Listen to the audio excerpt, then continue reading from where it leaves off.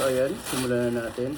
So bali, bumili ko ng 8 empanada. Na tayo nitong siopaw. Wow. Siyempre, lagyan natin ng sauce.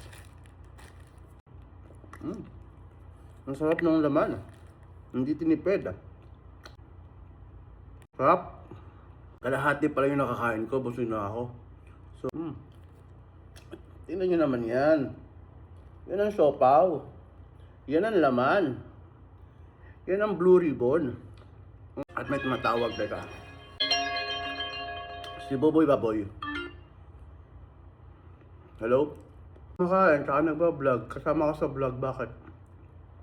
Wala, tinatinitin lang ito. Bagsak na ako kagabi ka agad pagka-uwi ko eh. Malamang, ako nga kumain pa ako ng Jollibee.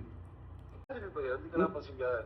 Ano ako, parang nasuka ako doon sa, Sisra? Oo. Mamaya yung pakiramdam ko doon kagabi.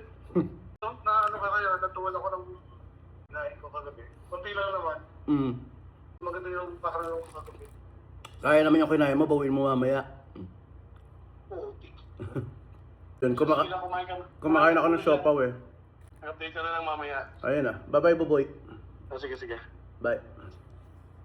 So yun lang. Ubusin na natin to kasi 12 kailangan ko nang mag-check out. Pero 5:45 pa naman yung flight ko. Hindi ko alam kung saan ako natambay. Baka sa mall na lang. Last bite. See you in Jeddah in a while. Oh, dahil sa Sony TV, laging kasama ka. Bye-bye and God bless.